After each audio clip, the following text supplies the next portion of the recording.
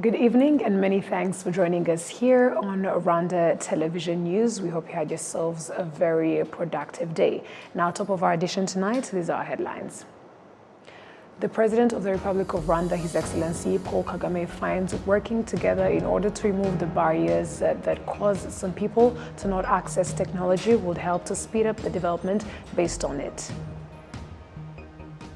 Rwanda blamed the group of armed forces operating in eastern DRC, branded as Wazalendo and supported by the current DRC government, demonstrating it as a sign that the DRC government evaded the peace framework and the international community turned a blind eye on the issue.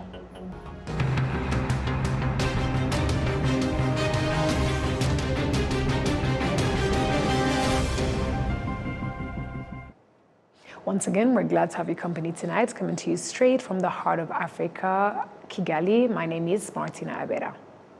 Let us begin our bulletin by informing you that the President of the Republic of Rwanda, His Excellency Paul Kagame, finds working together in order to remove the barriers that cause some people to not access technology to the fullest would help to speed up the development based on it.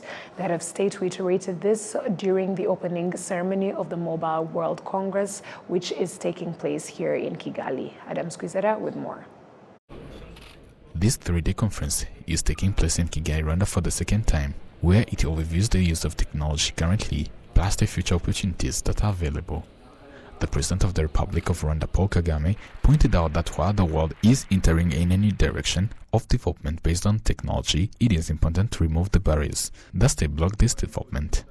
The pandemic has added to accelerating the transition to a new era of the technology-led development. Our young and talented entrepreneurs are driving this change, and we continue to support them. For example, financial technology is starting to make a big difference in everyday lives of our citizens. The potential of digital health technology to transform our health systems is also very clear. That means we have to address the gaps in the access and connectivity with a sense of urgency. Too many Africans remain offline. Today, Africa has the fastest growing mobile penetration rate globally, but we still have a long way to go. Yet, we already have the means to address the problems we are dealing with today. Regional integration, powered by faster and more reliable broadband, is a big part of it. The Minister of ICT and Innovation, Ingabire Paula, pointed out that while the world is facing various challenges, technology will be the solution, since it was found that it can be the catalyst of development, which based on the examples of 5G, artificial intelligence, AI, and other advanced technologies. The Chief Executive Officer of GSMA appreciated the steps Rwanda has taken in making it easier for people to access technology. And across the country, mobile has become a catalyst for change, enabling access to education, healthcare, financial services, and opportunities for businesses to grow and innovate. Of course, there is still much work to be done in Rwanda and across the continent to make sure that everyone, everywhere, has access to mobile internet and the transformational benefits of mobile internet. But I know the government of Rwanda is committed to achieving these goals for their citizens. As the continent works towards Agenda 2063, the Africa we want, Rwanda is a fantastic example of what can be achieved through strategic investments in technology and innovation. The head of state, President Paul Kagame, pointed out that Africa is united with the Smart Africa Alliance, which is an important organization that supports Africa in this journey, where he also appreciated the GSMA for its role in removing barriers in the distribution of technology, pointing out that the cooperation of all institutions would also assist in removing those barriers. Government's role was to maintain an enabling environment and a level playing field. This shows the power of collaboration among the private sector, government, and strategic philanthropy. At the same time, we must continue to prioritize digital skills and literacy. Globally, we are also seeing strong momentum to support Africa's digital transformation. The ITU's partner to Connect Digital Coalition, launched last year, is a very good example. So far, over $32 billion in pledges have been mobilized and hard to reach communities will benefit the most. As technological development continues to transform the continent's lifestyle through the use of mobile phones, whereas today about 490 million of sub-Saharan population uses mobile phone, where only 1 in 4 people uses internet, which means 59% in this region do not have any access to internet compared to the world level, which is at 38%. This conference is expected to provide solutions on how everyone can access technology. Adam Squizera, RTV News. Thank you, Adams, for that report. Rwanda blamed the group of armed forces operating in eastern DRC, branded as Wazalendo and supported by the current DRC government, demonstrating it as a sign the DRC government evaded the peace framework and the international community turned a blind eye on this issue. Prince Manzi with more. The Rwanda's deputy permanent representative to the United Nations, Robert Kayinamura, demonstrated that the actions of the Wazalendo group of armed forces, including FDLR and other militias cooperating with the DRC government, are threats to the joint regional framework of re-establishing peace in the eastern DRC and the Rwanda-Nairobi agreements. Robert Kayinamura elaborated that things depreciated again after the deployment of mercenaries by the DRC government, and this is a threat to the regional security. At the United Nations Security Council meeting on the situation in the Great Lakes region on Tuesday, Robert Kayinamura demonstrated that addressing the root causes of this issue is the only solution towards a peaceful Congo. The implementation of the Rwanda and the Nairobi mechanisms, particularly after the deployment of the EAC force, initially provided hope for a peaceful solution. However, the recent hostilities in North Kivu by all these armed groups, rebranded as Wazalendo with FDLR, have now posed a new threat to the peace processes, as well as setting back again the peace and cooperation framework. On the hate speeches and violence on Kinyarwanda speakers in eastern DRC, the deputy permanent representative to the United Nations pointed out that it is concerning for all these are being overlooked by the Security Council.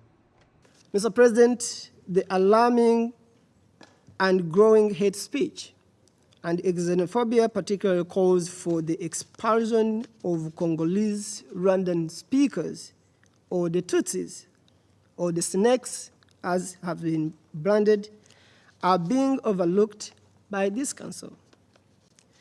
These issues form political and principal cornerstones of the peace and cooperation framework. The violations of human rights mentioned here hinge on the hate speech. It's therefore regrettable, Mr. President, that there was no condemnation of such acts of atrocities in the outcomes of this council, including the PRST that was adopted just yesterday. Recently, the government of Rwanda revealed that in the attacks that arose in eastern DRC, the DRC government cooperates with the Wazalendo Armed Forces Group and 2,000 mercenaries from Eastern Europe. Prince Manzi, RwandaTV News. Thank you, Prince, for that report. Now, in discussions that brought together experts in technology and decision makers in various African countries, it affirmed that there is a need to simplify the mobile phone's costs, hence to achieve the Agenda 2063 as the continent's goals. Adam Squizera has more on this. The annual Mobile Economy Sub-Saharan Africa report revealed a considerable mobile internet usage gap of 59% in Sub-Saharan Africa, while the report acknowledged over 285 million people in the region, representing 25% of the population, were using mobile internet. The significant usage gap highlights the impact of the barriers to adoption, including the lack of affordability and low levels of digital skills. Prudence Sewahizi, the Director of Institutional Matters and Program Coordinator of AFCFTA, affirms that there is a need to help women and youth to increase their skills on technology, plus facilitating them to access mobile phones at a low cost. We are supposed to develop a work program. So that work program, we have agreed on the priority areas, priority activities that a trade group has to do in order to implement some of the FCFTA protocols, mainly the protocol on women and youth in trade, the protocol on digital trade, because their area of specialization is digital inclusion, allowing young Africans to access technology and also apply that technology in entrepreneurship. They do capacity building activities. They have many other projects that will facilitate digital financial inclusion. The CEO of Africa E-Trade Group, which operates in various countries including Rwanda, noted that they are planning to help the youth and women in capacity building trainings. Today, as you heard in the conference center, that there is already the affordability of the mobile phone with affordable data, and that is the prime beneficiary will be young peoples, young entrepreneurs, innovators, small business, to be participating in this affordable. Mainly the AA Trade Group has an initiative that to support small and medium entrepreneurs. We focus on small and medium entrepreneurs, particularly the youth and women. One of them is providing a market linkage, and two is to provide affordable finance. Three is also addressing the challenge of instant cross-border payment system. In the first 10 years since 2013, the AU adopted the 2063 goals, whereas the communication companies on the continent have invested more than $70 billion. This has resulted in 85% of the population only having access to broadband. Despite that, there are 680 million people who don't even have any access to broadband services. Adam Squizera, RwandaTV News. On the sidelines of the Mobile World Congress Africa taking place in Kigali, the Smart Africa Alliance and Orange Middle Eastern Africa have signed a 3-year agreement aimed to support the development of African continent's digitalization through advocacy, knowledge sharing, access to government digital maturity, to accelerate Africa's digital transformation and the creation of sustainable jobs for Africans. The Chief Executive Officer of Smart Africa, Lachina Koni, pointed out the benefits of this MOU towards the development and distribution of mobile connectivity on this continent, and he also reiterated this in an exclusive interview he had with RBA's Adam Squizera. This MOU is critical and it's very important for a simple fact that, or a simple reason that Orange, not only they are a partner, private sector partner of Smart Africa, they do have hubs. They call them ODCs, Orange Digital Centers. Those Orange Digital Centers are actually physically present in 16 African countries. Smart Africa being a Pan-African organization where we have 39 countries as a member, just imagine if we actually explore synergy between ourselves, it basically means, and also ODC has already trained about 1 million young people in different skills in terms of entrepreneurship and emerging technology. So by signing this MOU, we are joining forces to be able to scale up whatever ODC is doing on the top of what Smart Africa has already started, what we call STADA, which is the Smart Africa Digital Academy. The Smart Africa Digital Academy already, it has about 5 different layers. Decision makers, we have trained more than 4,000 people in 32 countries, and we have advanced skill, which are people working already as a civil servant to be able to scale up and upskill those people and reskilling them. And we have also tech entrepreneurship, which are the startup, which is exactly focusing. This is the layer which will actually benefit more from this MOU, because ODC is more focused in tech entrepreneurship and so on and so forth. And we have a STEM and a general public. So it's a huge benefit to the continent. Then how do you see this Mobile World Congress, which is happening here in Kigali, will help to advance the Smart Africa's mission as well? The Mobile World Congress is not just a mobile congress, it's a Mobile Congress Africa. It is an opportunity for us because there is a Mobile World Congress annually in Barcelona, Spain, but this is the Mobile World Congress Africa. It is an opportunity for Africa to showcase exactly what we can do. It creates networking opportunity. But if Mobile World Congress is happening in Kigali and we happen to be, our headquarters in Kigali, it's definitely a big advantage for us to be able to mobilize our forces and join our forces for people to attending to showcase exactly what Africa is capable of. That's the reason we are really we are working together with the GSMA to make that happen. How is Smart Africa is working to bridge this digital gap, which is found in some of African countries as well? The digital gap can be a connectivity gap, it can be affordability gap, it can be even skills gap. So all of these gaps that we are mentioning, connectivity, we are embarking on the intra-Africa connectivity blueprints that we are actually forming an SPV to be able to call on every single country in Africa to connect at least 2 of its neighbors. On the affordability gap, this is something also we are addressing with our government and the private sector. How do we lower the cost of these devices? Because sometimes the cost of the device can also make the internet not affordable on the top of already expensive prices. And the skills gap, as you know, that's exactly what STADA is actually addressing, which is the Smart Africa Digital Academy. What are the challenges that Smart Africa is facing to meet its mission or goals in transforming Africa into a knowledge-based economy? It's a regulatory harmonization. We have over 50 countries with the 50 different regulatory systems. We need to harmonize them for us to be able to benefit, to unlock the potential of a 1.4 billion population. We need to have a harmonized policy for the investor to encourage the investors. So in a way, the only challenge is creating a conducive environment for the private sector to be able to step in.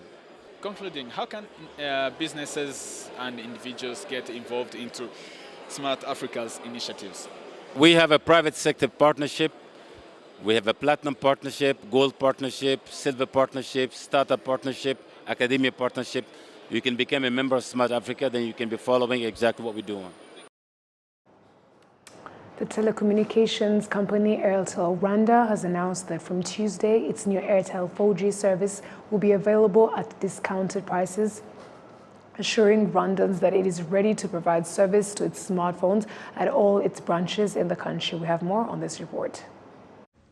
The management of Airtel Rwanda say that in cooperation with the government of Rwanda, they plan to deliver 4G Airtel Rwanda phones to 1 million homes. It is a special service with low prices that is convenient for everyone, as explained by Airtel CEO Emmanuel James. I repeat this unlimited call. Utamara, we say in Kinyarwanda, it means you will not finish. So you have unlimited call, unlimited SMS for 1,000 francs only for this phone, and you will enjoy 1 gigabyte of data per day, which makes 30 gigabytes for the month. This offer is really unbeatable.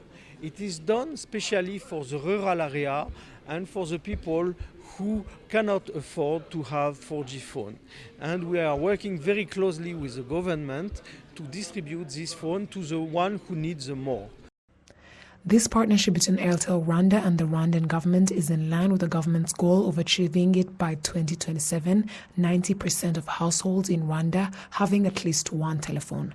Rwandans are encouraged to be more productive with phones in business, agriculture, and in various services, including those provided by the government.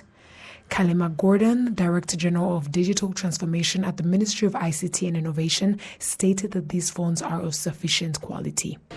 I would like to assure all Rwandans that the smartphones that were distributed today by the government in partnership with Airtel Rwanda are of sufficient quality, and those who have already used it can testify to that. Nonetheless, there are various ways to ensure that the quality of these phones are of high standard. Firstly, before the phones enter the country, they need to be approved, and for that to be done, they need to meet the quality standards that has been set. So this has been done for these phones, and that is why they have been allowed to be distributed. Airtel Rwanda assured Rwandans that in the future it will have network all over the country and that it will increase its branches in order to help the people to have easy access to the services of making these calls or to solve the problems that arise. Entrepreneurs across Kigali city demonstrate that the mobile money transactions contribute to their business development. Currently, the number of SIM card subscriptions in Rwanda increased by 3.27% in the first quarter of 2023. Prince Manzi with more. In general, the number of active mobile cellular telephone subscriptions increased from 12,125,228 as of July 2023 up to 12,403,053 SIM cards as of August 2023, showing an increase of 2.3%. Personnel in the business sector demonstrate that the mobile money payments ease their business's functionality. In the previous times, one would move around with money and be challenged that they might steal or he or she can lose the money.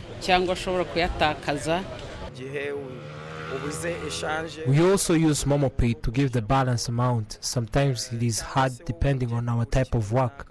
When you want to buy something, we use Momo. To get fuel, we use Momo. Almost everything that we do, we use Momo for paying. This is also emphasized by Wycliffe Aganda, a Kenyan doing business in Rwanda, where he appreciates how easily money is transferred from one country to another. For instance, if I take MTN Momo Pay and I want to transfer money to Kenya, it's very easy. You just dial the normal procedure as it is and then choose the country, choose the type of payment. If it's M-Pesa, it goes directly. So you don't need to go to the M-Pesa agents over here for you to make payment. Statistics of the Global System for Mobile Communications Association demonstrate that in the East African region, by 2022, the mobile money registered accounts were 390 million, with a transaction volume of 28 billion, with a transaction value of $491.8 billion US. Some of the business personnel demonstrate that there are still a lot to be improved for the development of this sector. Sometimes a client comes in to pay and lacks network, and this is a challenge. If they could work on this, it would be beneficial for all of us, especially us in businesses that use Momo most of the time. I think there need to be awareness and also on the safety part of it, because that's where most people are found vulnerable. They don't know how to protect their personal PIN numbers that expose them to the vulnerability of being attacked and consume their monies. In the NST1 goals, the government of Rwanda aims at increasing the usage of electronic payment systems from 36.9% in 2017 to 80% in 2024. Prince Manzi, RwandaTV News.